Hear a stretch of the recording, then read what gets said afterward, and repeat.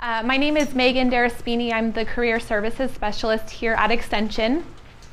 And we're going to do a couple of things tonight, and we're very excited that you're all here to hopefully gather some resources as you get started here at Extension. So a couple of business items first. You should have a folder in front of you that has a few handouts for you as well as a current Extension catalog. If you don't need that catalog, please go ahead and leave it here. We can certainly put it to use. The other piece that's important on the front of the right-hand side is a program evaluation. So that just helps us think about whether this program was helpful for you, what we could be doing differently or better to help you get started. So if you could take some time to complete that and just leave it at your table before you go, that would be great.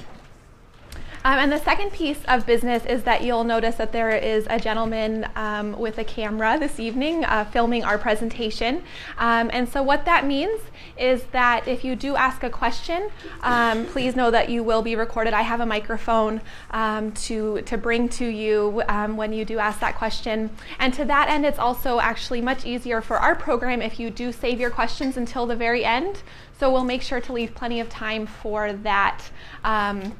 We'll leave about 15 to 20 minutes at the end for your questions. So if you want to jot them down as they come to you, please do save them. We want to hear them. We'll just gather them all at the end. So this evening, we have a lot to cover, and I do tend to speak quickly, so I'll have to temper that as well. But just to go through sort of what we'll be looking at for today. So the first piece is really understanding Extension, what it is that we do here, what kinds of courses and programs we offer, what kinds of resources you'll have at your disposal, and other things that are helpful to know as you get started with us. The second piece is really the career piece. So thinking about how to use your time here strategically. So if you're in a program that's multiple semesters long, that's a lot of good time to be building resources, building your network, and really being very strategic about how you use that time, especially if you're thinking about transitioning to something that's completely different from maybe what you're doing now. And actually, just to get a sense, how many of you are thinking of a change that's really quite unrelated to what you've been doing for a number of years? Okay, good. So that's pretty representative. We have many students who do make quite the change, other students who are looking for more focused training in an area that they've already been working in. So we'll think about how to really maximize your time here. And then the third piece will be having Madeline Mackey, who will be a guest speaker here this evening, talking about using social media and how to use it effectively. So we sort of hear all about this, how to use Twitter, how to use LinkedIn, Facebook, etc. But really thinking about strategic uses of those tools to help you through this process. And then finally, the last piece will be to hear from a couple of students who have really just maximized their time here through this process, what brought them to Extension, and then their advice to you all as you're working through your time with us on how to really make the best use of that. So that's the plan for this evening.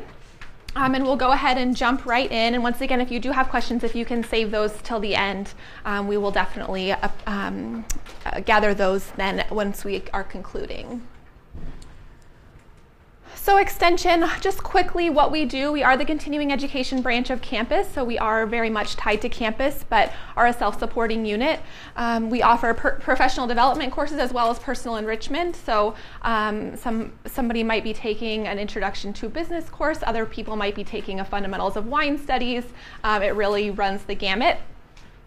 And then to that end, there are also opportunities for individual coursework as well as certificate programs. So some students come to us and they may only need one course that really speaks to their professional need. Other students, and more commonly our students, are coming for full certificate programs. So a really cohesive, comprehensive set of coursework that fulfills a professional end. The professional certificates are approved and reviewed by the corresponding department on campus. So for example, the business department professional certificates are reviewed and approved by the Haas School of Business on campus. And so they very much help us maintain a very strong academic standard, the standard that's really expected from Cal, obviously. And most of our students have completed an undergraduate degree, and many of them have already completed graduate study in some area. And so you guys are a great group, and you're already very well educated, and that makes for really a wonderful classroom environment. So those are our students in general. And then things to know. So within Extension, there are several academic departments, and many of you expressed interest when you registered in a wide variety of those academic departments. That ranges from art and design to business, the sciences, education, and many others. And then we have administrative departments that help with things like transcripts,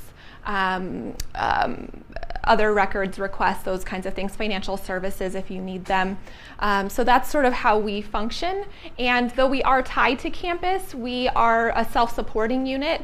And that means that our students are not necessarily able to take advantage of everything that happens on campus, but there are some things certainly that you can utilize once you're a student here at Extension. So one of those is that you can get library access, for example, while you're a student here. It's a small fee, and you show proof of enrollment, and you can have access to campus libraries. Most other resources are for matriculated students on campus, and so our students do not use those. On the other hand, though, we have information sessions here as well as free public events, and campus is always running free public events. And those are excellent ways to not only continue to expand your knowledge base in maybe your professional area, maybe in an alternative area, but then to really expand your education and take advantage of these free opportunities through the events.berkeley.edu site. And then payment, frequently people are asking questions about the payment process for Extension. So you pay as you enroll in individual classes.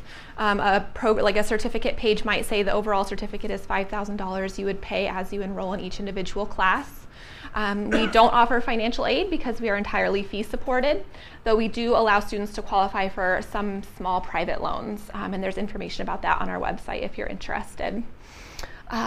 So that's where we stand sort of as an organization. And then sort of navigating as far as getting started. We do have 3 semesters, which is a little bit counterintuitive, a spring, summer, and fall semester. We're currently just getting started with our spring semester, so you're here at a good time. Most classes are starting next week or later. And then as far as when schedules are posted, you're looking at spring schedules being posted in December. Summer schedules are usually posted in April, and fall schedules are usually posted in July. And so that's when you can expect new class schedules to come out. Frequently we have students who are trying to plan ahead, of course, and so that helps you get a sense of the timeline for when you can expect new classes and new class schedules to be published. It's as far as access to the courses, it's usually as simple as signing up for your first class. There are a couple of programs that do require an application process, for example, our post-bac health professions program. But most programs allow you to just sign up for your first class and get started. And then you do have, for example, if you're doing a full certificate program, a program application or registration that commits you as a certificate student as opposed to a student who's just taking 1 or 2 individual classes. And some of those programs do require an undergraduate degree. But usually the program registration and transcript pieces are not due until you start taking classes. So frequently we have students who take 1 or 2 classes, make sure the program is a good fit, and then formally sign up for the certificate and submit any other paperwork. And that's absolutely fine. And in fact, we frequently do recommend that you take a class potentially before you sign up for the certificate, because there is a non-refundable fee associated with that. And you want to make sure that this is going to be what you need it to be before you commit those pieces. The other piece that more and more frequently people are interested in is the online option for coursework. So many of our classes are available online, and that's growing very quickly as our online department grows as well. And those classes are interchangeable. So if you are looking at a situation in a program where there is an online or an in-class version of a class, you can complete one online class, you can complete a classroom class. They both will qualify for that certificate. So some people are concerned maybe they need to take the entire thing online or the entire thing in class. That's interchangeable, so that's an option. As far as the format goes, so people will ask frequently whether there's some strategy to potentially taking an online class versus an in-class classroom version, and it really frequently comes down to personal preference. as well as flexibility. So the online class will allow you to be much more flexible, obviously. You're not expected to log in at any specific time. You're obviously not expected to be in a classroom at any specific time, so the online option does give you some flexibility there. As well as potentially networking in a larger capacity than the Bay Area, right? Because your classmates may be coming from around the country or around the world, so that potentially expands your network. The in-class option obviously is a traditional classroom. Many people feel more comfortable with that format, and there tends to be a greater opportunity for organic conversation and organic networking in a classroom environment, as opposed to potentially on a discussion board in the online format. So it's completely personal preference. Many students will do both as it is convenient for them. The other thing with the online classes is we have two formats. One is an asynchronous format, which means you can sign up at any time. So if you see a course section online that says ongoing as far as the term goes, that means you can sign up whenever. There isn't a specific date range that class is running, and so they're taking enrollments continuously. And then usually what you'll have is 180 days from when you sign up to complete that class. And the other format for the online classes is the fixed date, which is more traditional. You would start on January 9th, you would end on February 2nd, and that's the time that the class runs. So those are the two options there.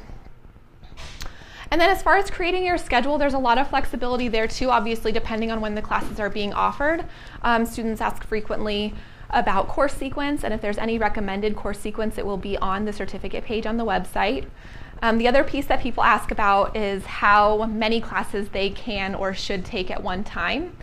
Most of our students are still working full-time, so one class at a time tends to be plenty, though we have had students who take 1, 2, 3 classes at a time and do just fine. That's ultimately up to you. A couple of things to consider with that. There are ways, for example, the spring semester is quite a long semester from January to May, where you might complete a couple of courses back to back so that you can complete 2 shorter courses in one semester without actually taking them concurrently. And then that allows you then to complete 2 classes in a semester as opposed to 1 without ever actually having to take multiple classes at one time. So that it may be that you're able to do that strategically, and that would depend on the number of units. So 1 semester unit here at Extension is 15 hours of class time. And so then 2 is 30, 3 is 45. And then we tell students to average 1 to 3 hours of work outside of class for every hour they're in class. So for example, if you have a 3-hour Wednesday night class meeting, you can expect 3 to potentially 9 hours of work outside of class per week for that class. Obviously, it's going to vary by week, vary by assignment level, etc. But that's sort of a general guideline for students to go by, and that might affect how many classes you decide to take at one time based on what else is going on in your life, if you're working full-time, have other commitments, etc. Okay.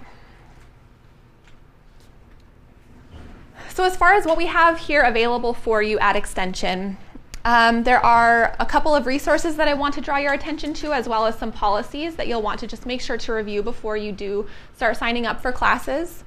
So resources, on the academic side, there will be a program coordinator who works with your particular program, the program that you choose. And that person works with the academic department.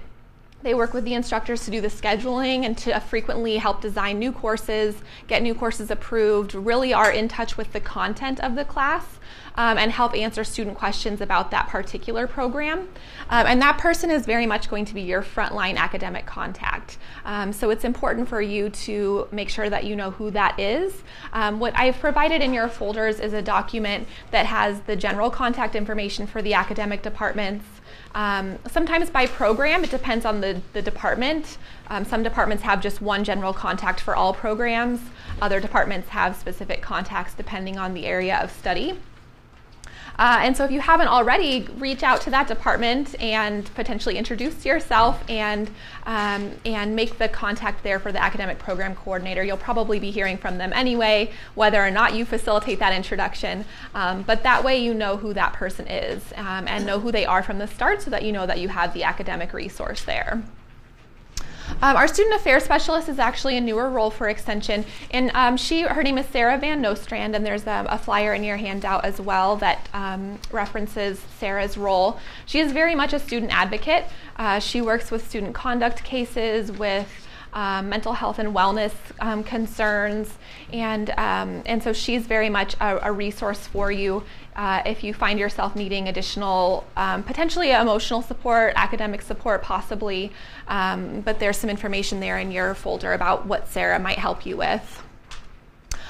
Disabled student services, so if you're a person who knows that you might qualify for some maybe extended test time, or you might need a note taker for a class or something along those lines, then you would work with our disabled student services for that. You would be evaluated by the disabled student services group on campus, and then your accommodations letter would be sent to Extension, and our disabled student services staff would work with you on making sure that your accommodations are met.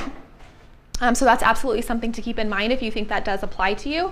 On the flip side, if you're a person who's in a class and your instructor says, listen, we really would love a volunteer in this class for a note taker to help somebody with their accommodations, absolutely volunteer for that. So a couple of things. One, you're able to help out a classmate, and that's important. But two, you're able to potentially network and connect with that classmate and future colleague in a way that you might not have.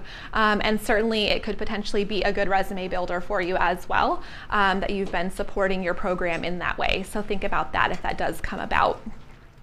And then the final piece is me, so the career services specialist, and I'm here to do a number of things. One is sort of some of the entry-level academic advising. So if you come to Extension and you're really not quite sure what you want to do, you know you need a change, or you know that there's still some sort of exploration that you might need to do before you commit to a program, and you don't just want to keep test driving different programs to try to figure out what that is, then I'm here as a resource for you to talk about what some of the options are. We'd probably work in concert with the academic program coordinator to make sure that you have the information you need on the specific programs. This might also be as you're thinking about adjusting your resume, and we'll talk a little bit about that tonight, or cover letter as you're thinking about transitioning to a new career or potentially adding this new experience. We can do interview and mock interview practice. We're also working on developing our alumni tracking so that we can better link alumni from our programs with new students as resources. So that is what I can do for you. And then just switching gears a little bit, some policies to just keep in mind as you're signing up for classes. So the refund and transfer policies, they are on our website, and they vary depending on class length. So you'll want to just be mindful if your class has less than 6 sessions and you needed for some reason to transfer out of that class or get a refund for your class, you would do that one business day before the first class meeting. So it would need to be before the class even met for the first time. If your class is over 6 meetings and for some reason you do need to leave the class and would like to request a refund, you need to do that before the second class meeting. This information is on our website, but students frequently are not entirely clear, so do make sure to review that and make sure that you're clear on that just in case. Obviously, we hope nothing happens. You love the class that you're enrolled in and it's all good and nothing comes up, but just in case, it's helpful to know those pieces. And the withdraw information, if you're going through a class and something comes up and you're past the refund deadline, but you know you're not going to be able to complete the class, then you can request a petition for a withdrawal up until the very end of that class, and would not have a negative academic standing for that. So it would just be a W on your academic record. Again, we hope that nothing happens and you're able to go right through that class, but just for your information. Okay. So in general, what is a certificate? Why do you want it? What is it that we're offering you here at Extension? So the certificate program, especially this does come up to give it some context. Frequently students are asking about a certificate, especially in comparison to a graduate degree. So for example, why would I get a certificate in marketing as opposed to going on to get my MBA or something along those lines? So just to give you a sense, our certificate programs are cohesive and focused sequences of professional coursework. So they're very, very focused in that it might be it could be from 4 to say 8 classes, even more if you're doing potentially one of the art and design programs that are really focused in a particular area. So as opposed to having to maybe fulfill some other general business requirements, if you were doing an MBA, a marketing certificate is very, very focused in those particular skills and in that particular fundamental professional area. It's an excellent tool if you're thinking about transitioning in some way. So even if you're making a transition within your current company, if you're making a transition to a completely new career role, a certificate is a really excellent way to develop specific applicable skills and to do it in a way that allows you to continue working full time as you develop those skills. The instructors for these programs are all current and active professionals, so they're doing the work during the day. They come see you in the evening and teach you something that they've just done, and you use it the next morning at work. So they're all very much involved in their field and are very active resources for you in that sense.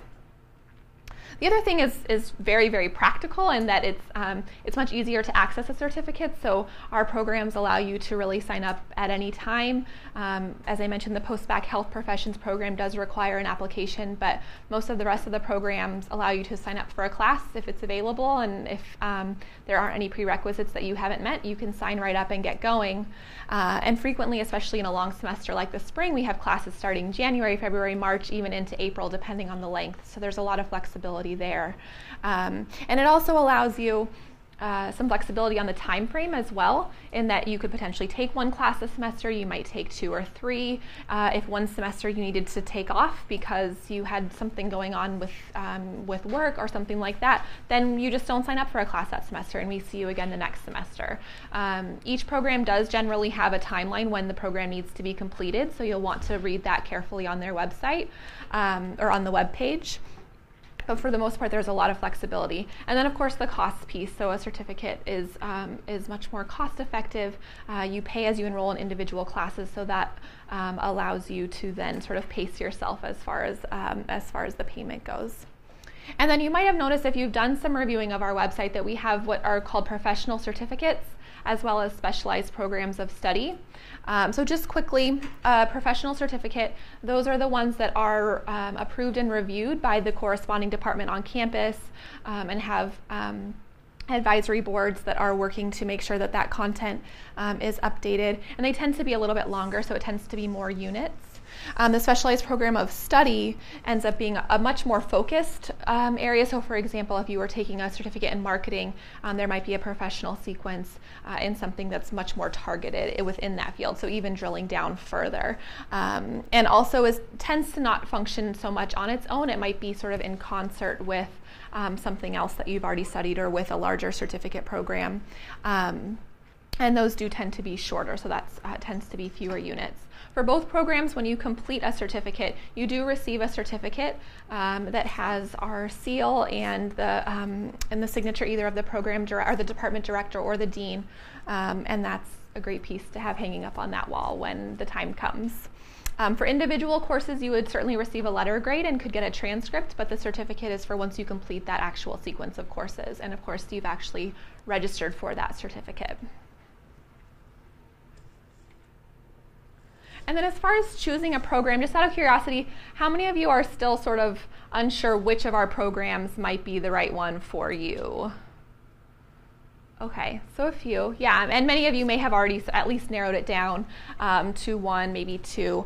But it's just helpful to start thinking about where you do want to go. And then what skills you're bringing, so especially if you're changing careers completely, starting to think about what you've done previously that might link then to what you're going to be doing, and what you hear transferable skills a lot. What skills then could you be using towards this new goal?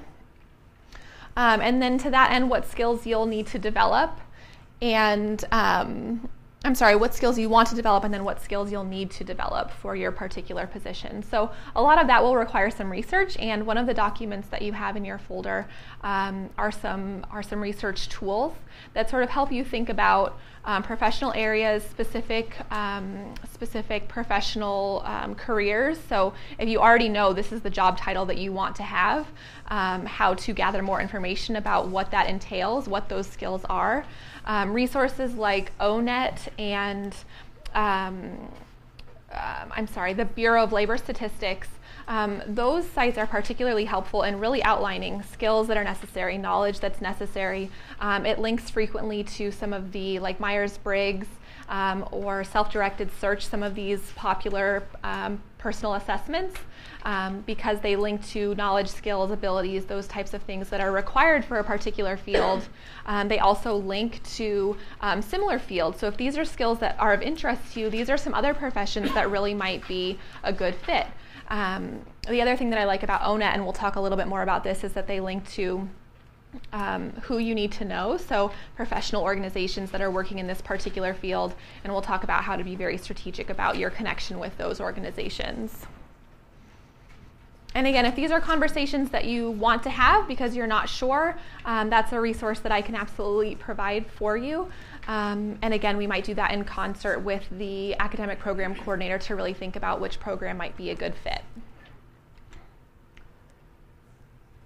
And then once you're here, and we hope that you all will be signing up this evening, is to think about how to use your time strategically. So start networking day one, and this could be your day one, right? So you're surrounded by approximately 24, 5, 6 other people who might be interested in a field that you're interested in, who might be doing work that you want to be doing. We're going to take a break in roughly 20 minutes, and that might be an opportunity to introduce yourself to your neighbor and start those conversations. You don't know, that person next to you, their company might actually be looking for somebody to start volunteering. So this could be your day one, and you should absolutely start building that network and building your resources now. The other piece is get involved. So find out quickly which professional organizations are active in the field that you want to be working in. Your instructor, when you start taking classes, will be a good resource. I mentioned ONET, the Bureau of Labor Statistics. They both have information about professional organizations. Our extension website, if you go to a certificate webpage, frequently will refer to a professional organization in that particular field. So like the Project Management Institute, or Teaching English to Speakers of Other Languages, or the American Society of Interior Design. So these organizations, not only are their websites on their own tremendous resources, but they frequently have conferences. Many of them have student chapters that you can join and get involved with. Then there are presentation opportunities. Let's say the conference is calling for student presentations and you've just completed a project that you might propose through a project or a presentation proposal. So be thinking about these things day one as soon as you get started, because those are ways, especially if you are doing a complete career change, to really bulk up your resume and demonstrate to a new employer or even your current employer how you're building these new skills and how you're putting them to use.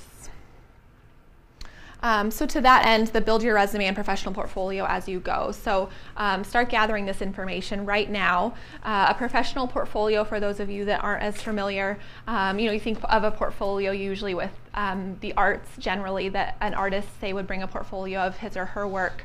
But if you're writing documents that are not proprietary currently at your company and they demonstrate a particular skill, add those to your professional portfolio. As you're completing projects with extension, add those to your portfolio. And just to keep a body of your work that really would come in handy, let's say, when you're interviewing for a position and can demonstrate these particular skills that you've developed, these resources, etc.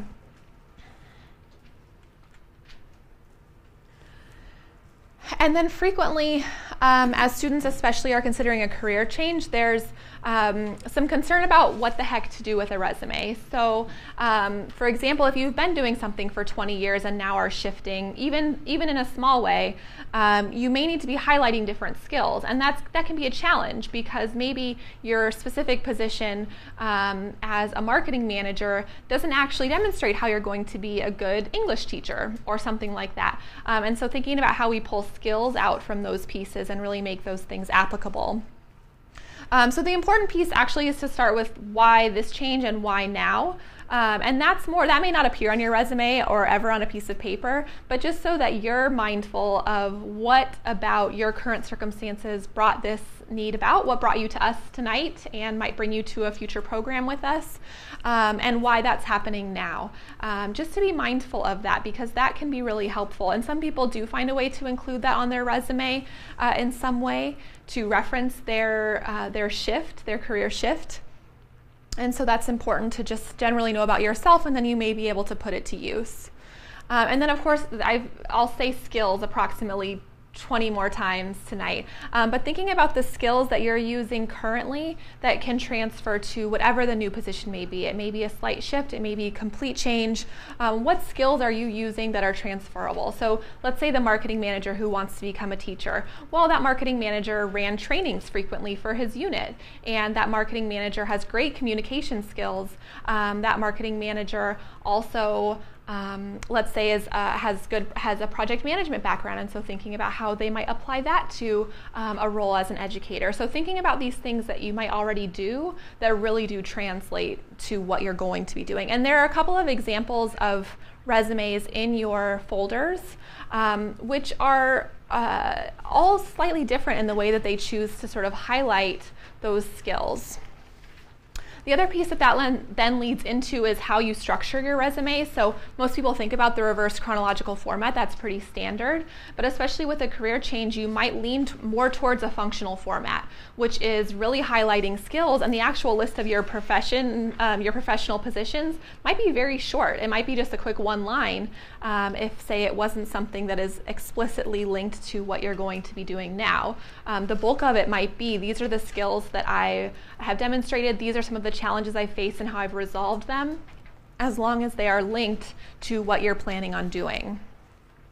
And the other piece is that you'll see many of these resumes do have a really effective summary at the beginning. So as opposed to just starting off with a simple objective of obtaining a position in a marketing managing role, think about what that summary can do for you. It can summarize those skills.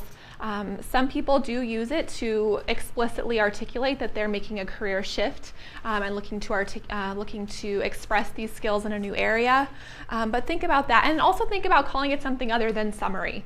So the power of an effective headline, if you use summary, that's a wasted line.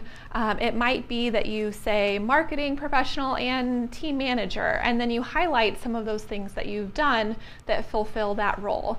You'll see some of those samples also include keywords like team manager, project leader, and efficient organizer, or something that helps sort of frame this person for the employer. And then, of course, highlighting what you're bringing to the new role, as opposed to necessarily focusing on old roles or previous roles that aren't as relevant. So I like the CAR format, and it's a pretty popular one. It's a challenge, action, results format. And it's helpful to think about that in terms of your resume as well as in terms of interviewing. So if you're able to articulate to someone a challenge that you faced, the action that you took, and then the result, ideally a positive result, obviously. And that might be in writing on your resume somewhere, and it might be something that you come to an interview with. Either way, thinking about problems and previous experiences in that context really helps you think about how to express that to an employer, and really shows that you are solving challenges, meeting challenges, that kind of thing.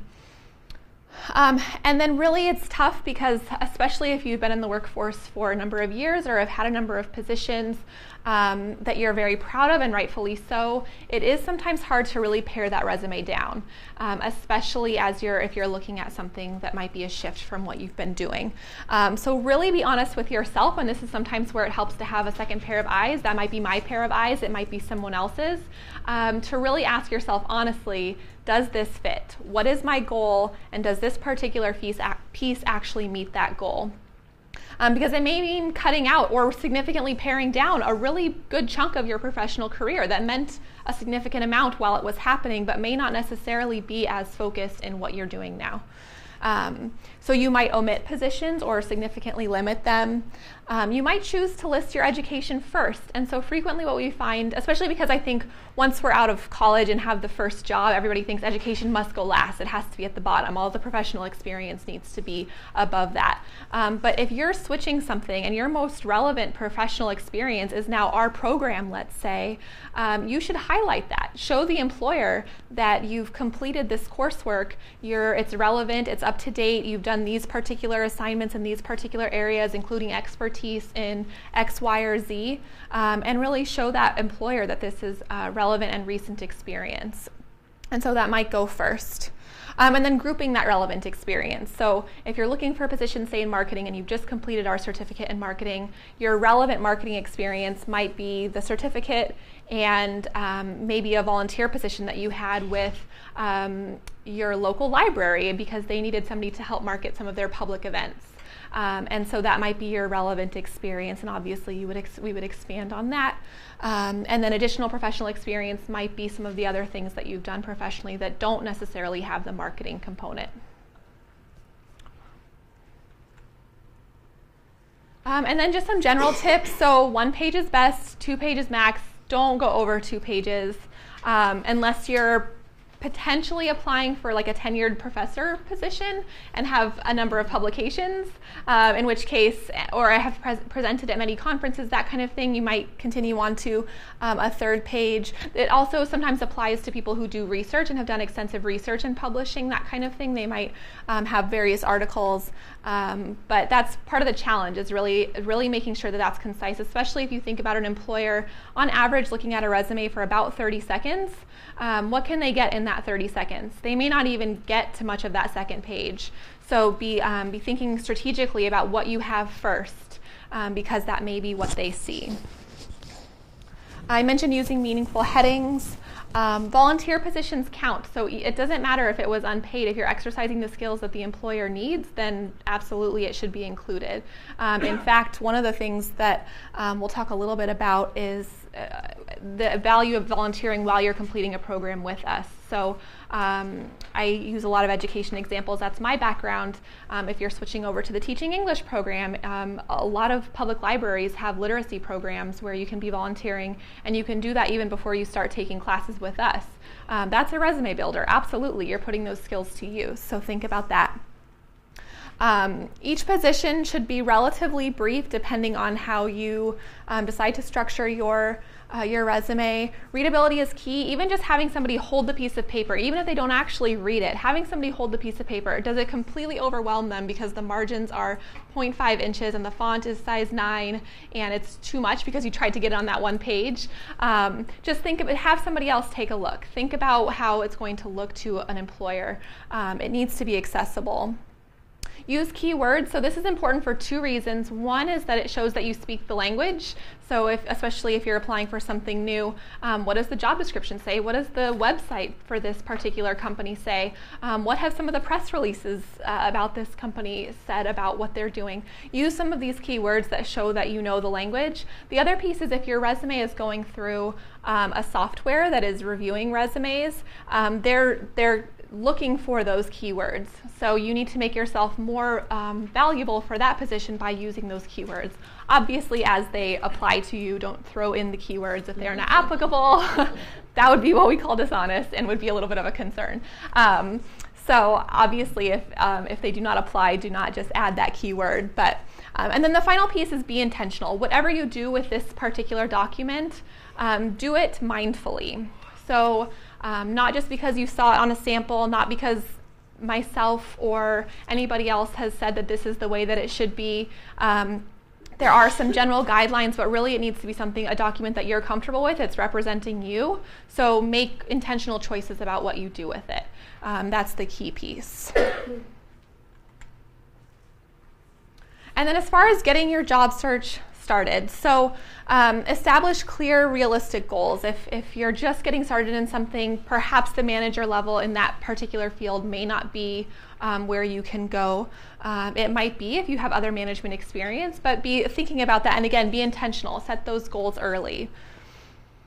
And start your research now. And many of you probably have already done this, and I'm preaching to the choir, but look at what some of the companies, do some research on some of the companies that you think might be of interest to you in the future. What kinds of work are they doing? What does a site like Glassdoor say about this company? And who are they hiring? Are they actually in growth mode? What skills are they looking for? If you find a current job posting, what kinds of things are listed there, so you can be thinking about that as you move through our program. Sorry, my tree branches are kind of getting in the way here of actually reading the words. So again, volunteer your time if you can.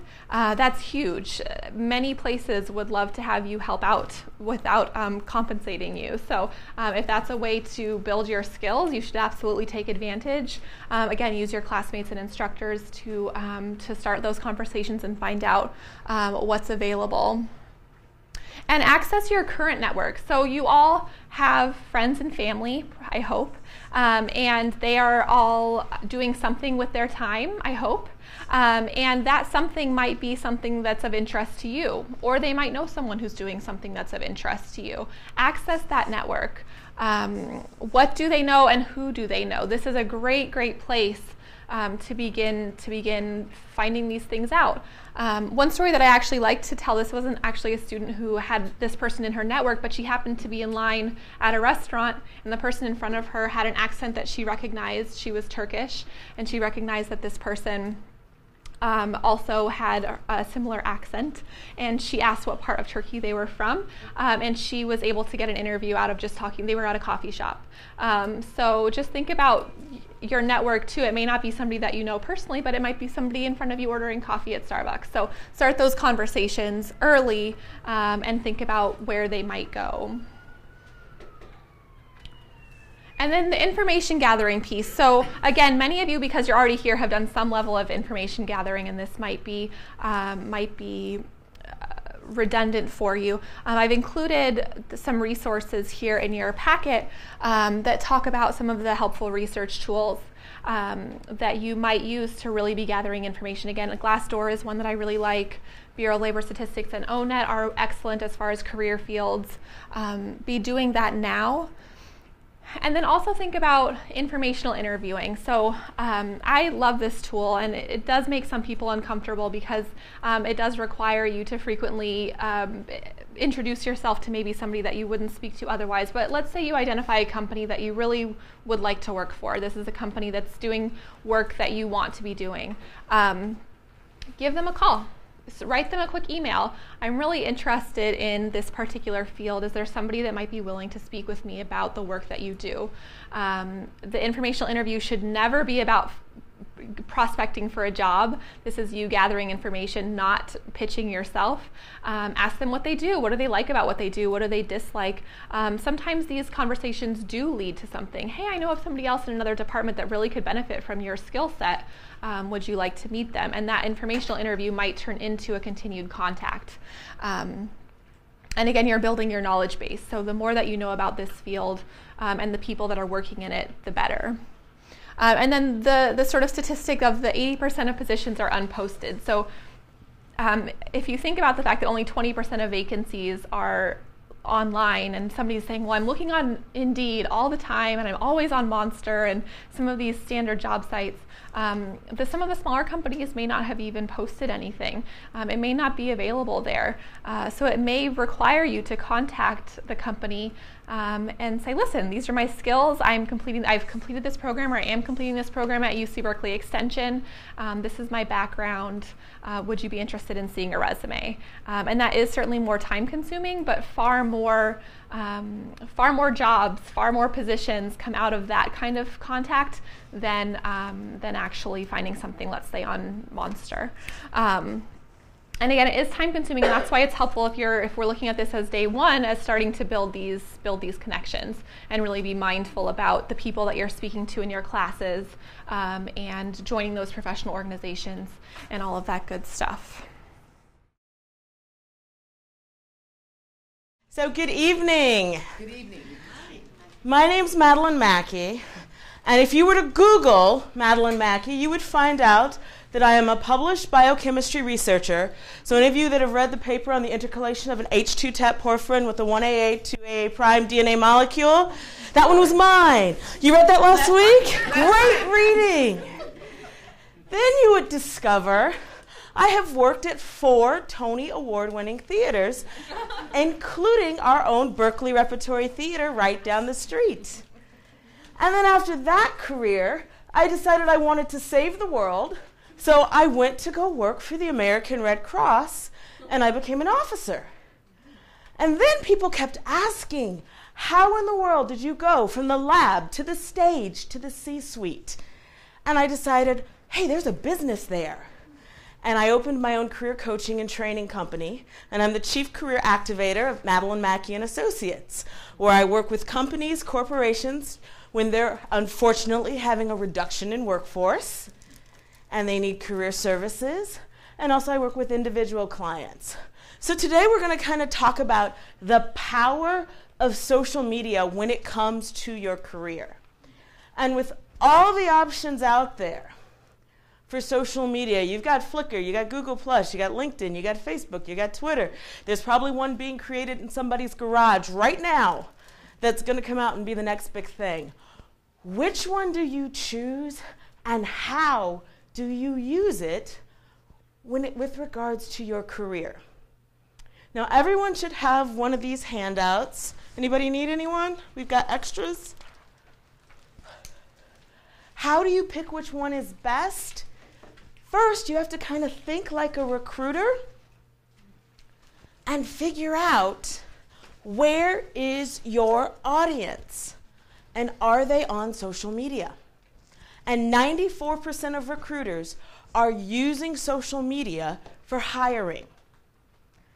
78% have actually made offers to individuals through social media. Now, when we talk about social media, how many of you at least have a Facebook page? Do we have anyone with Twitter, Google+, and LinkedIn? Those are kind of the big ones. 92% of companies are going to be using social media in the coming year just for recruiting. So if you are not online, if you are not using it, it's really time to engage. It's time to create your profile. It's time to activate your career with social media. And tonight we're going to talk a little bit about some tips and some tools on how to do that. All right, so the big 3 are LinkedIn, Facebook, and Twitter. So if nothing else, if you have very limited time or desire, start with LinkedIn. LinkedIn is the big social network tool. You're a recruiter. So let's all pretend like you're a recruiter and you get a call from a company. And that company says, we need a project manager starting within the next 30 days. And last year was a great year for you. As a recruiter, you placed every single one of your candidates. So you need to find some new candidates, some new potentials. Where are you going to go? You're going to go online to the #1 professional network. You're going to go onto LinkedIn and you're going to search for a project manager. And when you do that search on LinkedIn, you're going to get 4.5 million returns. So then you have to narrow it down. And you have to do a little bit more digging, and you have to do a little bit more searching. And you may say, hey, I am looking for a project manager that specializes in IT for large companies. And I want someone from the Bay Area. And I know that the largest companies in the Bay Area are Cisco and Google and Twitter and Facebook. So you know what? I can search LinkedIn as a recruiter for every project manager that's worked at one of those companies that's in the Bay Area. So you, as a job seeker and for your career, they have to be able to find you. And so one of the very, very first things to do is in your title, in your social media profiles, is to have keywords so that you are searchable. So a lot of us get kind of fancy with our profiles and our headers, or we say, well, I'm an administrative assistant, I'm a retail clerk, I'm a business consultant, or we say, I am a efficient, organized professional, or I am a good people person. Or you'll say, I'm a great communicator. But really, you need to keep it simple. You need to keep, what are they going to search? If you were a recruiter and you were looking for someone with your skills, what would you put in the search box? But you can also show off your expertise and offer solutions. But you'll have to do it in 140 characters. So here are some ideas. And these examples are all in your workbooks. Sales manager and retail services expert. So sales manager, that's a keyword, that's searchable. Retail services, or maybe retail management. But then you can offer a solution. Always putting your customers first. Captures their attention. It draws them in. You want them to read your profile. Administrative assistant, organizing your office and saving you money. What hiring manager, what company doesn't want somebody to come in and organize the office and save money? It captures their attention. It makes them read your profile. It makes them ask for your resume. Last one, nonprofit program manager dedicated to youth development. Again, more descriptive. So when you're looking at your titles, especially on LinkedIn, one of the tricks is LinkedIn will automatically take the title from your last position. Turn off that feature and come up with your own 140 character title brand. Now, as a recruiter, you have these 4.5 million profiles to choose from. How do you narrow it down? How do you pick the top 10 that you're going to put in front of this client that's going to pay you $10,000 for a placement? Studies have shown that the best quality candidates come through the company's network and through their employees, and that these individuals get hired faster and they stay with the company longer. So this is why it's important to create a network. It's not good enough just to go onto these profiles, go onto social media, and then just let it sit. I've looked at some LinkedIn profiles and they have one connection. You need to build up your connections. You need to reach out to people. So here are some things that you can do. For LinkedIn, you want to add 3 connections per day. Every single day, go in, find 3 people. Everyone in this room, get to know each other, exchange business cards. These are some of your 3 people. It can be your neighbors. It could be your in-laws. Yes, it could even be your family. Because what you're looking for is someone who knows someone that can help you with your career, that can offer you the next opening. 90% of all jobs are found through your network. Think about your last job. How did you find it? Was it a cold ad? Or was it somebody told you about an opportunity and said, hey, you need to apply for this position? So create a powerful network.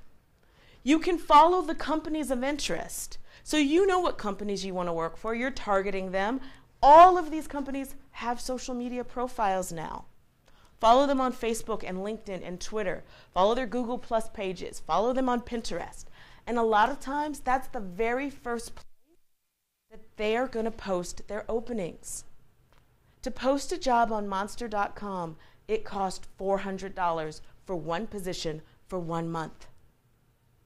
If you're a company, then before you spend any money, you can post on your website for free. You can post on your social media platforms for free.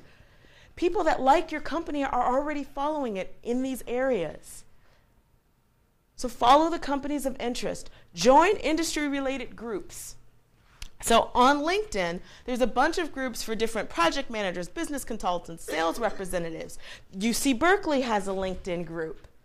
UC Berkeley Extension has a LinkedIn group.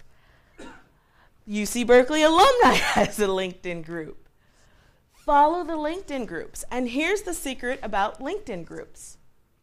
So let's say you find somebody, you find a recruiter. You can actually go in to LinkedIn and you can search recruiter Google.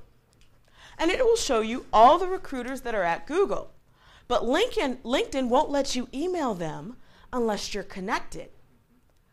But if you're in the same group as them, you can go into that group and you can email them. You don't have to pay the extra for the LinkedIn premium account. Just see what group, look at their profile, scroll down to the bottom, see what group they belong to, join that group. You can join up to 50 groups. Then you just go in that group, find them, and send them an email. Doesn't cost you a penny. So join the groups. Think about your life from your education affiliation, past and future companies. Companies have alumni groups. There's the Chevron alumni group, PG&E alumni group. So follow every group. You can have up to 50. Build your connections. Build your network. Once you have a great profile that's filled with keywords, you've built your network. The next thing is you have to share content. You have to give the gift of your knowledge. And here's a couple of ways to do that. First of all, you want to be specific in your postings. So a lot of us see if you're on Facebook, a friend loses a job, and all of a sudden you see on their posting it says, hey everyone, I just lost my position, or I just got laid off, or I'm going to be spending more time at home. Instead of posting something like this, I had a colleague, she was laid off, and it was right before the holidays. And she posted, hi everyone, I'm going to have more time, so if you need help with gift wrapping or errand or babysitting or walking the dog or wrapping presents, give me a call. So that was kind of how she announced to the world that, hey, something has happened in my life. But because she was so positive, people reached out to her. We hired her for different things. I hired her. I said, I have some data entry to do. And then she would post about the different jobs she was doing.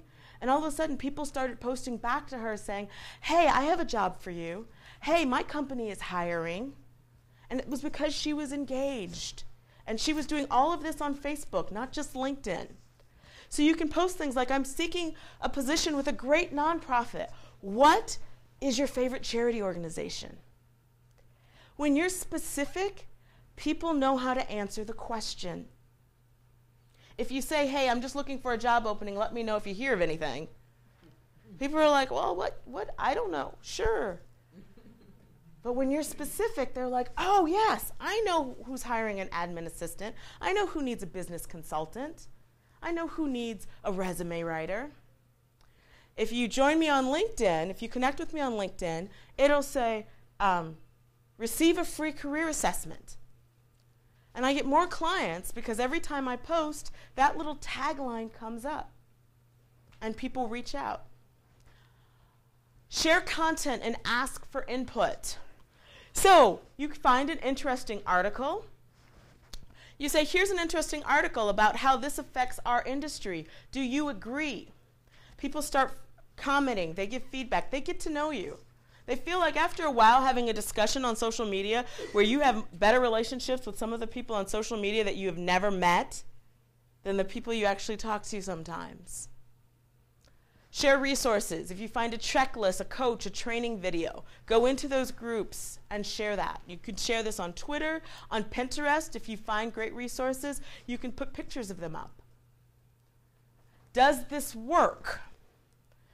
So, on my profile, I asked, anyone know a nonprofit hiring manager or recruiter I could interview for an article? I posted this on my LinkedIn profile, and with 1 hour, one of my connections said, hi Madeline, I saw your posting. I recently had a really great informational interview with Kristen. She's an HR senior associate at Room to Read, and she helps tremendously. Give her a call. Do you want me to connect her? I connected. I reached out to Kristen. I said, yes, I'd love to have you. She became a guest speaker at one of my networking events. Me and her are now collaborating on different projects. Never met the woman before in my life. One of my business partners, same thing. She said, what was your best LinkedIn tip for 2012?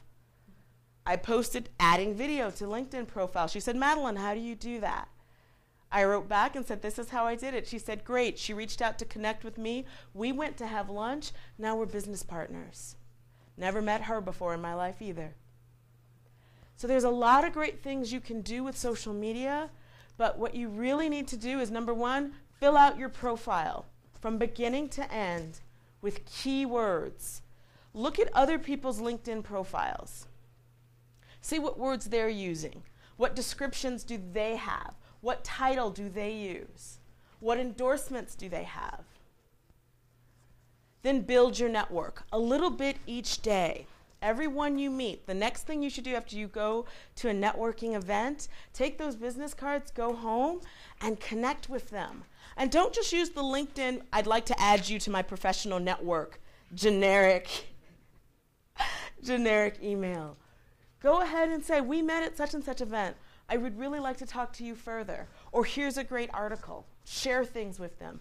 Give the gift of yourself. People are much rather to help you if you've already helped them. So find things to share. Share information, share your knowledge, share your expertise. And everyone will reach out and help. Those are our 3 steps for tonight for how to activating with social media. It's building your profile with keywords, it's building up your connections, and it's sharing content. So I'm going to turn it back over to Megan.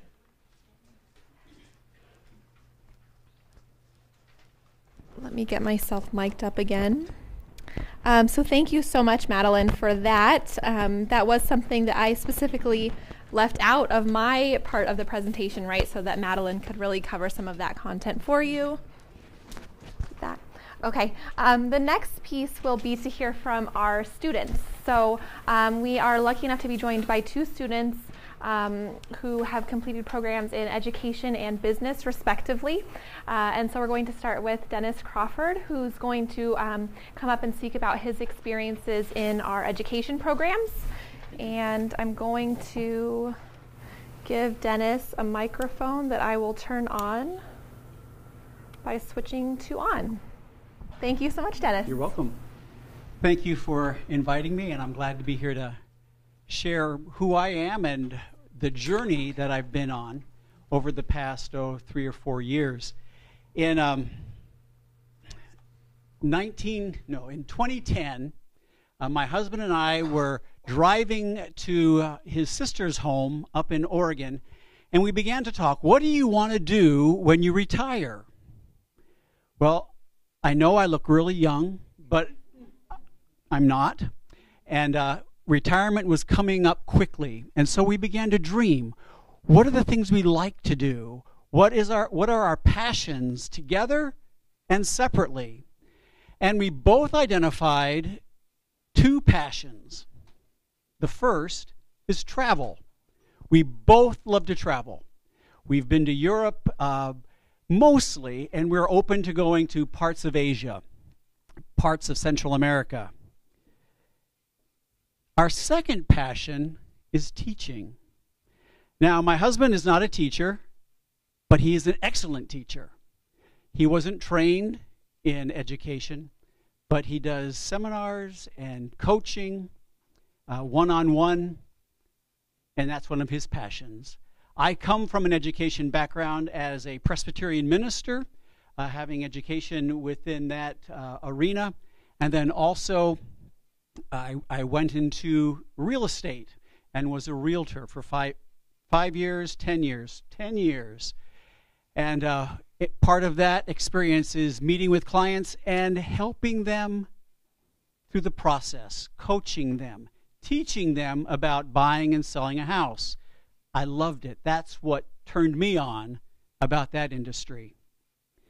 And so as we began to think about what we enjoyed doing, we both heard separately about teaching English as a second language. And we both thought, wait a minute, I can do that. I speak English.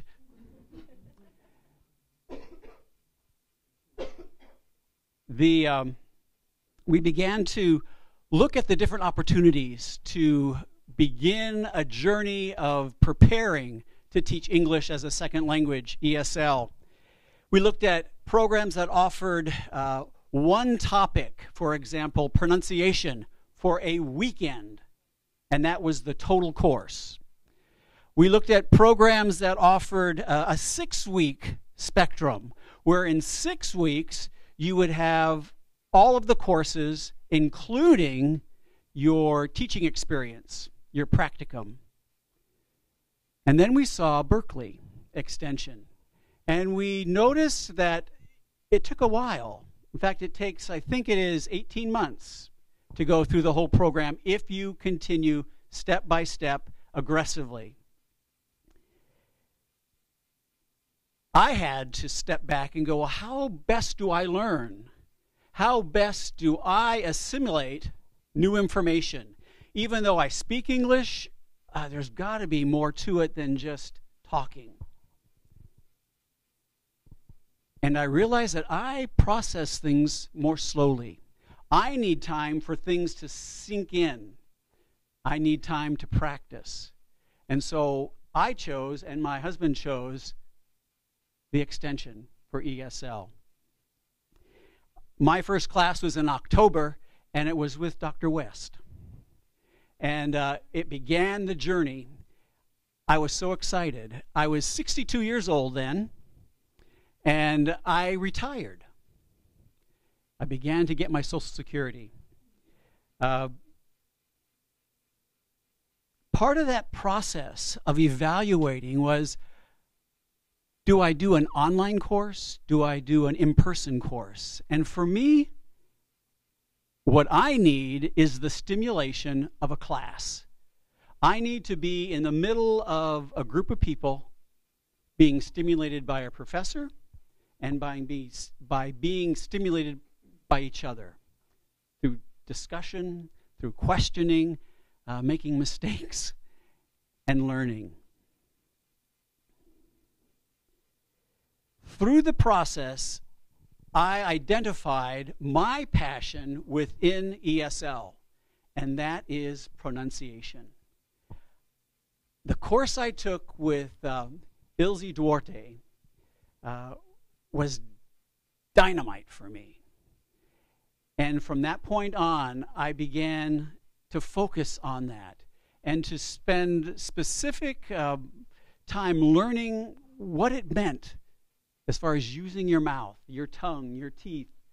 What roles do they play in helping people speak English?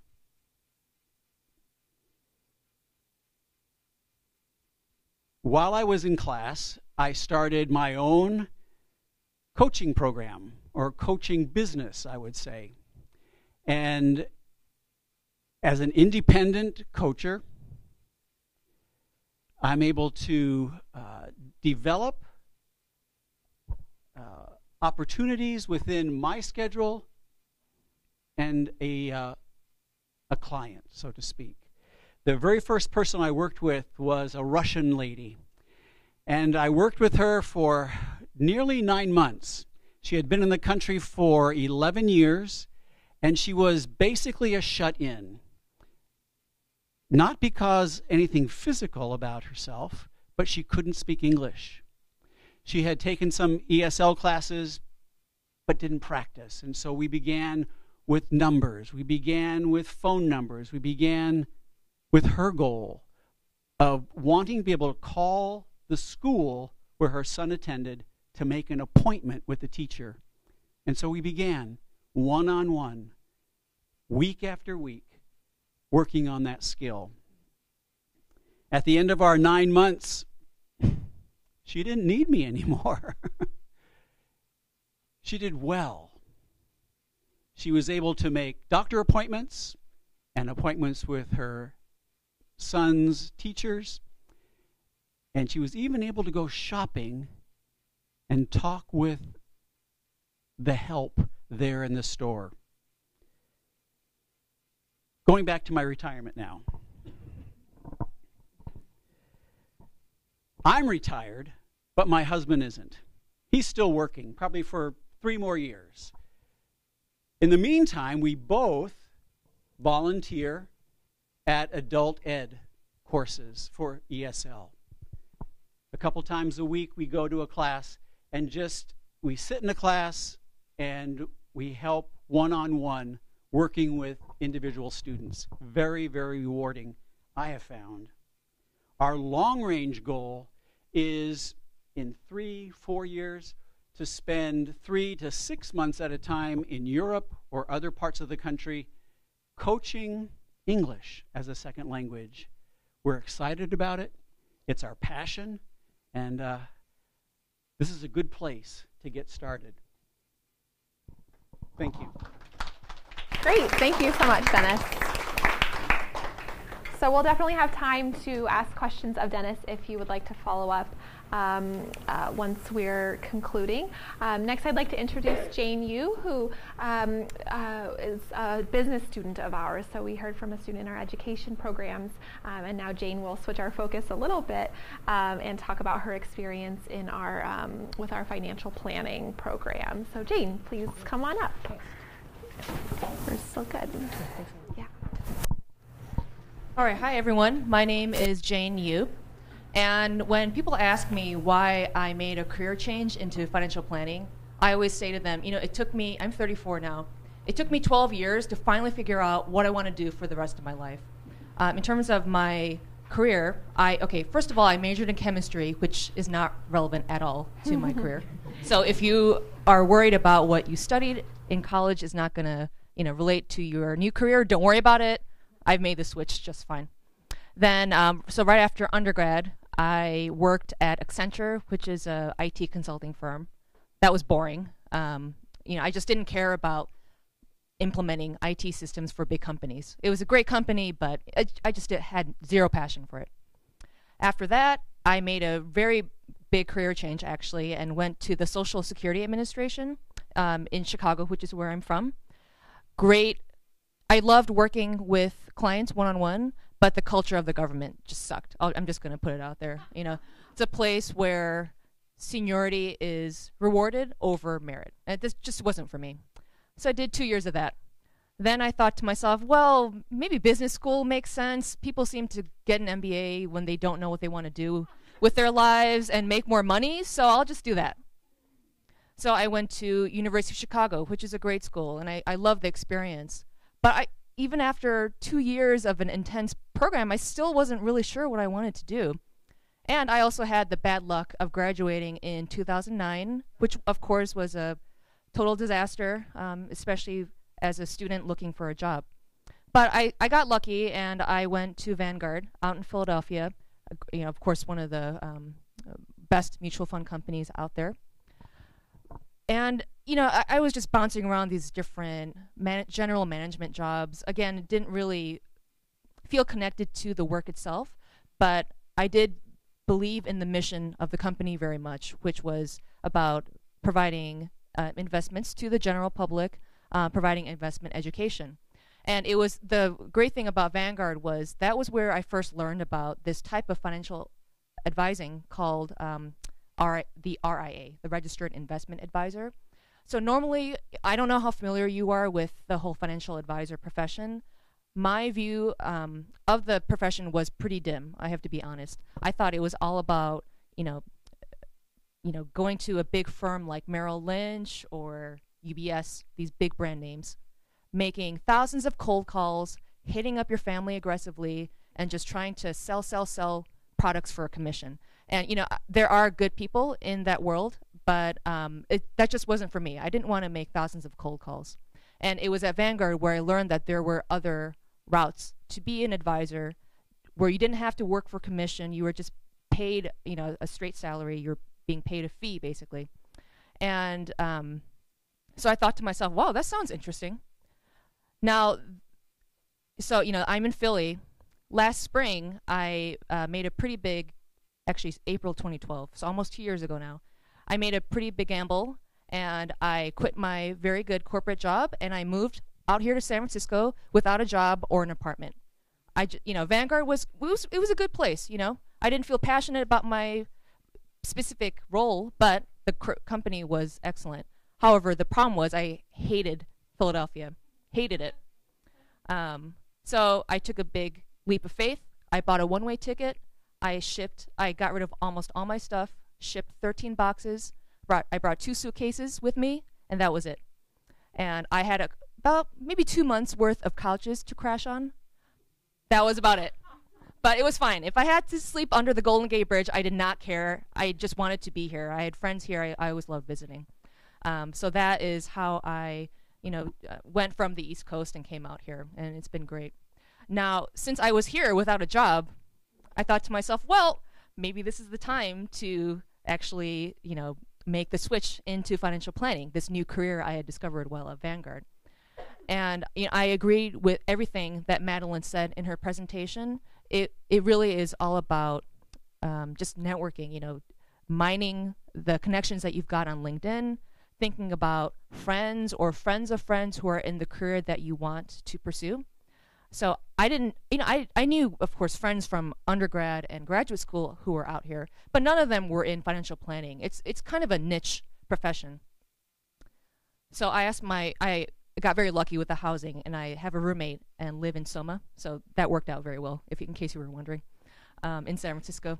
So I asked my roommate, do you know anyone who has this designation called the Certified Financial Planner certificate?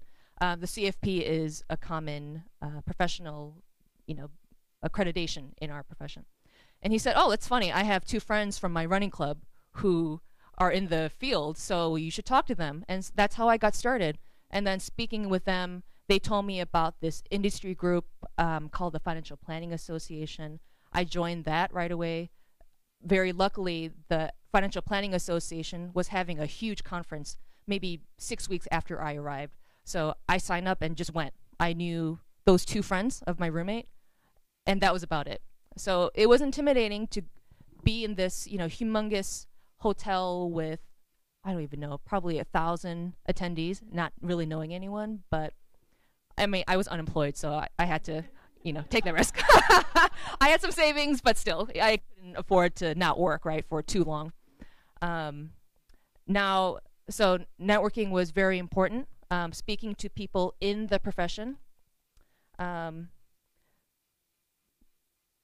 asked them about, I even asked them things like, these are the 2 friends who were, a little bit closer to me. But I asked them about what kind of salary expectations should I, am I going to be facing when I'm interviewing? It was a good thing I asked that, because I was looking at a very significant pay cut, considering what I was making at Vanguard. I was probably, I went almost right back to what I was making out of college. And, as someone 12 years out of undergrad who worked very hard, I have this, great graduate degree. It was a hit to the ego, but, I really felt passionate about the work itself. It's very rewarding to help people put together their financial plans, talk them through whatever, hang-ups they might have about money, helping them meet their family's dreams and goals. I mean, that's awesome. And I was willing to take that hit for at least a couple of years and make the switch. In terms of how I ended up at UC Berkeley Extension specifically, so speaking with people who were already financial planners told me, you need to get the CFP, that designation I talked about before. And in order to get the CFP, you have to take a certain number of courses at an approved program like UC Berkeley Extension. Another one, at least for the CFP, is San Francisco State, and the third was Golden Gate University. Most of the people I spoke with were alumni of UC Berkeley Extension, and by coincidence, at the firm where I ended up getting my dream job, the co-founder of my firm established the personal financial planning program at UC Berkeley Extension, so maybe it was destiny. I was meant to come here. So anyway, a lot of people in the profession were alumni, so I thought that was a good sign. They were career changers. They didn't study financial planning as a college student. They worked at a bunch of random jobs like me and then made the switch. So I thought that was a good sign. I could see that people made the change successfully. Another practical reason, I thought that SF State, the organization of the program wasn't for me. I think they crunch 2 years worth of classes into 9 months, and I just didn't want to do that. It was too intense, on top of working a full-time job.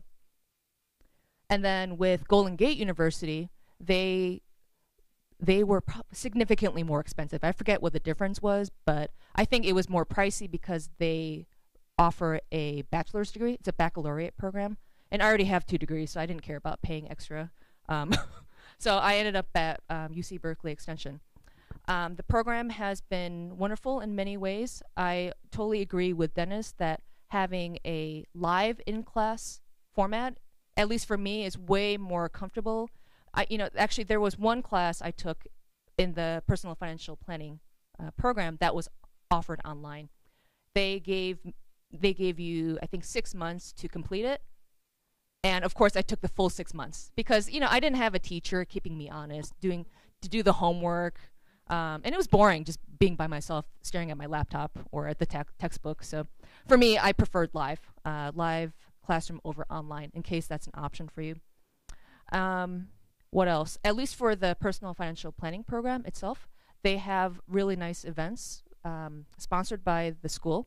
There's a career night that occurs in December. That's where recruiters, well, it's mostly, the main focus of the event is panelists. I was actually speaking at the most recent panel where you learn about career changers and how they made the switch, but they also have recruiters who are present and alumni from the program who are present. So it's an easy way to network.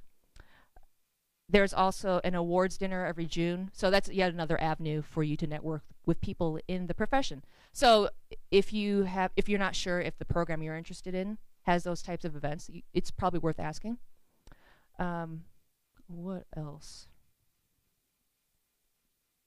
So I talked about the importance of networking, the benefits of UC Berkeley Extension itself, and the last thing I'll say is what was important for me was to demonstrate my commitment to the profession. I was able to do that via UC Berkeley Extension. The personal financial planning program has a student advisory board, which I volunteered for, and putting that on my resume showed leadership and passion, right, for this profession. I think because of the student advisory board involvement, I actually won a scholarship, $1,500 scholarship, so that's 2 free classes. It's pretty nice. I can't know for sure, but I think it helped being involved in the advisory board. And I was also a finalist for Student of the Year, so more things to add to the resume, as a career changer. And joining, let's see, and then the final thing is the Financial Planning Association I had mentioned before. I actually volunteered for some of the committees with them too. That was another way for me to know San Francisco-based financial planners, getting my face out there, getting my name out there. And I really think that the legwork that I put in, getting to know people in the industry, helped me figure out what kind of company I wanted to go to. And actually, at the current firm I'm at now, which is one of the largest independent wealth management firms in the US, they had a job posting, and I knew 3 people pretty well at the firm already. So they actually told me before the job was even available online, Jane, this is coming. You need to get your resume together, get your application together. And, of course, they were advocating on my behalf. People already knew who I was before I even sent in my resume. So networking is definitely very key. UC Berkeley Extension has been, great for me, especially the live classroom setting, getting to know my classmates as well. And just demonstrate your commitment to whatever profession you're seeking. I'm not assuming that everyone in here is looking for a business career path, but whatever it is, make sure you talk to people who are in the profession you're interested in. See, how they made the switch, what kind of pitfalls did they wish they had avoided, and if you have any questions, I have my business card, and best of luck to you. Great, thank you. Okay. So we love to have students at events like this because they obviously are you. So to hear their experiences is in some ways, I'll admit, far more valuable than anything I could share with you about Extension. So I do believe we have some good time left now for questions. So what I'd like to do is actually invite our 2 students, Dennis and Jane, back up here, and Madeline as well, to field some questions. So because we are being filmed, I want to make sure that we have our microphones covered. I'll be coming around to field questions into the microphone if you'd like to ask, and then I'll leave this microphone here with Jane and Dennis to pass between you. I had a question for Dennis. When you took the ESL program, can you hear me? Did you end up working for pay? Because you said you were volunteering at some point. So what kind of salary did you end up getting? I coach privately, and the coaching range for fees is anywhere from, I was coached on this also by staff here and by faculty, is from $30 to $50 an hour. And if you go lower than 30, you're not taken seriously. And it's a sliding scale. So if someone really is interested in learning English or improving their English, they need more than 1 hour a week. And so there's a scale between 3, 1, and 2 hours a week. So. And how full a schedule did you have? I usually don't have more than 2 students at a time because I just don't want to have more than 2 students at a time. Okay. Right now I don't have any because of the holidays and because of personal travel coming up. So. Okay. And then I guess one more question. Did you take other languages yourself? Do you have a history of languages? No. No. The prerequisite for teaching English as a second language is English. Okay. No other language. In fact, you are discouraged from speaking Spanish or Japanese or Korean, whatever the native language is of the person you're working with. So I have a question for Madeline. Yes. So I'm concerned that maintaining a social media presence, that my employer is going to see this and recognize that, I'm developing this profile for, strategic purposes. Yes. That's, How do you do it? Yeah. So there's a couple of ways. First of all, on LinkedIn, when I was changing careers, of course I didn't want my boss to all of a sudden see all these certifications in career management. You can turn off the activity broadcast.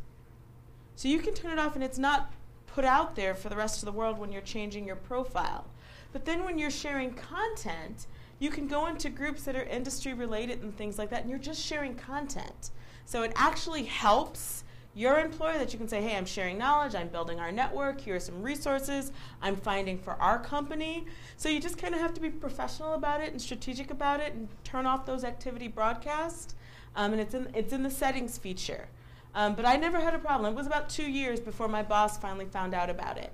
And I was very, very active in social media. So it depends, is your boss on social media? That's a big question. Are they using it? Do they have profiles?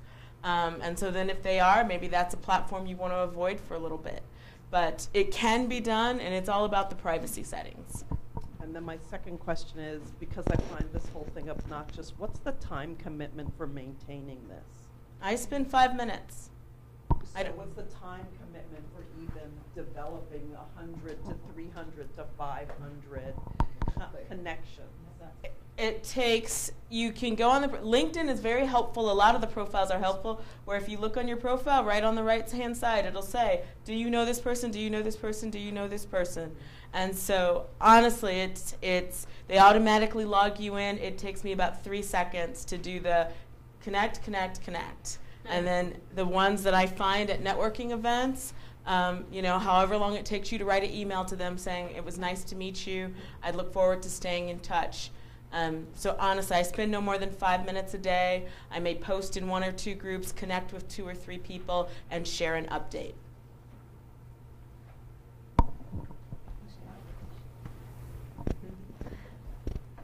So you mentioned something about, I think you mentioned something about extending the UC Berkeley Extension alumni network, and I was wondering kind of what already exists in terms of that, and then also is UC Berkeley Extension affiliated with the UC Berkeley alumni network as well?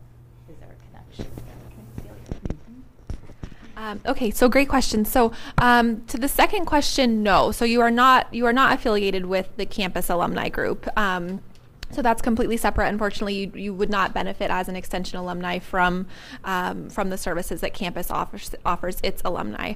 What I'm hoping to do to develop now in this new year, because there's really some programs do better than others as far as linking their alumni, and that might be as far as sharing volunteer and job opportunities. It might be planning events, and again, it will really vary by academic department. So what I'm trying to do is we don't necessarily track our alumni in any comprehensive way, is to better understand where our students are going, and to have that be a method for them to not only connect with one another, but then to access them as a resource for our new students. So in the same way that we're lucky enough to have Jane and Dennis here this evening, having an alumni network that maybe can offer informational interview opportunities for prospective students, having an opportunity to more broadly share job postings when I get contacted by someone saying, listen, we have this opening. Do you have anybody in this particular area?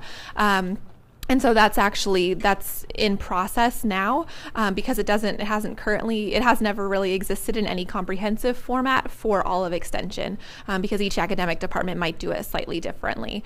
So that's the plan as it stands now, and so those things are very much in process. Yeah. One other question. Sure. I don't know if this is by program, but do extension credits, do they translate into graduate school credits? That's a great question, and one that I'd meant to address earlier, so I'm glad that you've asked it. So that is a question we receive frequently, especially in context of, say, like transferring to an MBA program from our business programs, that kind of thing. That will vary by receiving institution. So our units are technically considered professional development units, which are definitely at the level of graduate level study.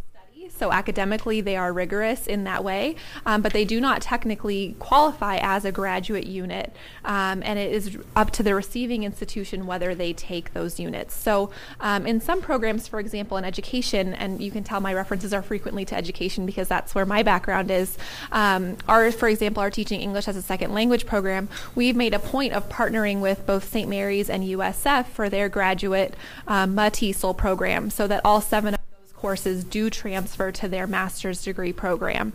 And so in some cases, programs might have a situation where 1 or 2 classes do transfer, but that's always going to be up to the receiving institution. So if you are already thinking that there may be a graduate institution that you're interested in at some point down the line, you might check in with them. Listen, I'm considering this program at Extension. These are some of the content areas.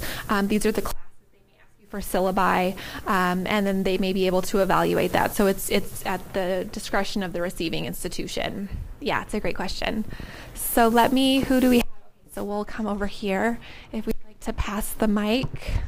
Perfect. This may vary from program to program, but is there a cutoff time for applying to the certificate program at any point? I mean, if you take 1 class or 2 classes in the program, at what point do you have to commit to the certificate? So like to do that? We recommend. Switch your mic real quick. Okay. You can just take this one. I'll take that one. It's just gonna die out. Okay. Thank you. Alex to the rescue. Okay, so we generally recommend that the students sign up for a certificate by the time they enroll in their 3rd class. That's a really loose recommendation, and that's for a couple of reasons. One is that it puts you on our radar as a certificate student, so we know that you're committed to that full program. The other piece is that when you do sign up for the certificate program, that locks your program into place. So if a program change were coming about, say, if you're enrolled in the certificate, you're held to whatever the requirements were before that change. If you're not enrolled in that certificate and the requirements change, perhaps a class or 2 has been added or something like that, then you might be subject to the new requirements. If programs do change, staff are very good about contacting currently enrolled students and saying, listen, this change is coming you should enroll in the program if you haven't done so already. That being said, when I was in, say, my education world, we had students in their 7th and final class in a particular certificate who I was pestering to sign up for the program because I wouldn't be able to issue them a certificate if they didn't formally enroll in the program. So for the most part, that timeline is flexible, but we do recommend that you do it earlier in the program if you can, just to make sure that you're locked in and then on our radar as a person who's committed to that full program. Yeah, great question. Okay, where should we hand the mic? If you'd like to pass it across the aisle, that would be great. Are there certain classes that like the fee might be different whether or not you're like, I don't know, taking it for credit or hours or not, or are they all the same? It's all the same. So the only variation that might take place is that online classes do tend to cost a little bit more than the in-class version of a particular class. Otherwise, our classes are not sort of structured in that same traditional matriculated program, and that there may be a varying fee depending on whether you're getting credit for the class or not. The fee stated is the fee. People sometimes ask as well about residency potentially, because if you're not a California resident, for example, some units will cost more on traditional campuses. That's not the case with Extension. The stated fee is the stated fee for the class, and you'll get either the academic credit, which are semester units. You might get continuing education units, which are done according to 10-hour increments. So for example, a 10-hour class would be 1.0 CEU, but it would be the same regardless of what your preference is if you'd prefer to take the class non-credit. We don't audit, so you would be able to, if you wanted to take a class not for credit, you could indicate that when it's time to do grading. But for certificate programs, you do need to take it for a letter grade if you want it to count toward that particular certificate program. Yeah. Thanks. Yeah, thank you. Any other questions? Yeah, so I came in a little late, I apologize. But my understanding is that there's certificate programs and these specialized programs of study. A lot of the examples that we heard today were relative to certificate programs, right? And so I guess my question is, for the specialized programs that don't have some sort of a certificate associated with them, how do you envision the students using that program to pivot their careers to go to a different direction, right? If there isn't a certificate that's recognized by some, greater body. Sure. So the specialized program of study is technically still a certificate. You do get, and so the way that we classify them internally is type A and type B, and that is related again to linking potentially to the corresponding department on campus. So a type A certificate is more units and then is also reviewed and assessed by the associated department on campus. People do frequently use specialized programs of study as potentially a tool to pivot a new path, but because it does tend to be a more narrow focus, usually they're using it as a supplement or augmentation to something else that they've already completed. Let's say they've completed an MBA and they just want this very particular specialized sequence in a more focused area. And so usually the specialized programs of study aren't utilized as a full career change in quite the same way as a professional certificate, because it ends up being a really much more narrow area of study. And so more frequently people are using specialized programs of study to supplement or expand their current role, or potentially make a shift within their current company. It's less about the larger career change, and that's just sort of a generalization across those programs. Thank you. Yeah. Any other questions? Okay, sure. So let's get, this is convenient. You just pass it around. My question is for Dennis. I'm interested in how you went about getting clients, those that you've had the experience with so far, and then what you're doing in terms of overseas, which is one of the goals you're real specific about. Sure. Networking.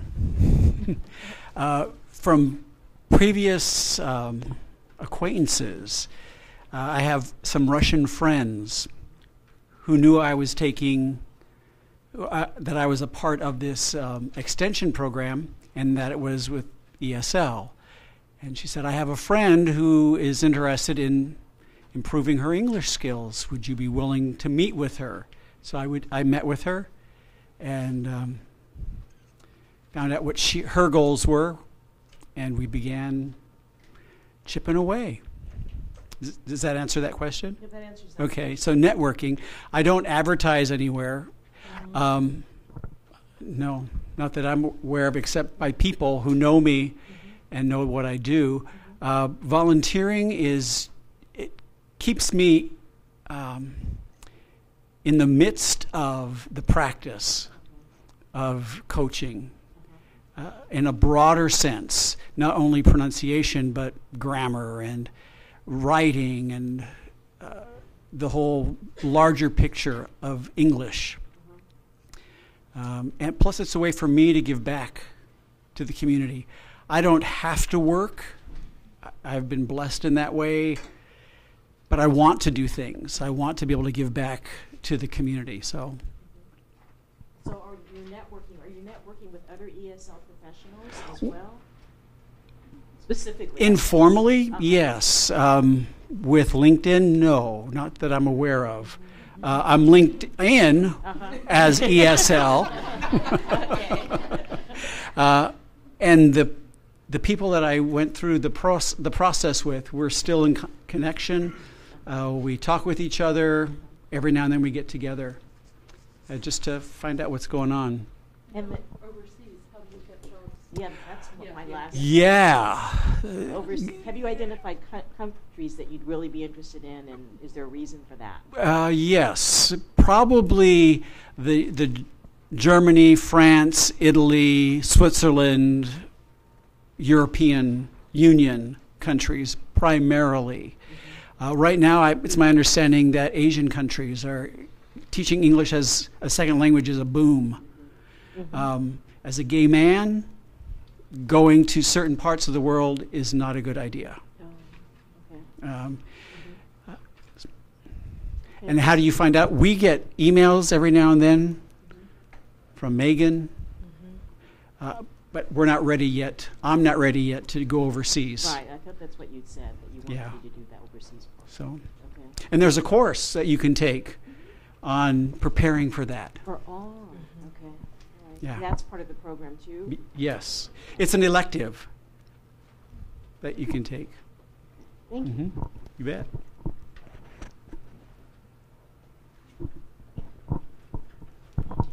Okay. Actually, perfect timing. So it is 8 on the nose, which means we will go ahead and conclude. I will be around to answer questions. I imagine our guest speakers might be able to hang around for a minute or so, but probably also do want to get their evenings going. So what I'd like to do is please thank you very much to Madeline, Dennis, and Jane for joining us this evening. And thank you all for taking the time. I hope this was helpful. Please do complete that evaluation. You can leave it at your table if you'd like. And if you didn't sign in and can do that before you leave, that would be wonderful. And you have my card if you have any additional questions. So thank you all very much for coming.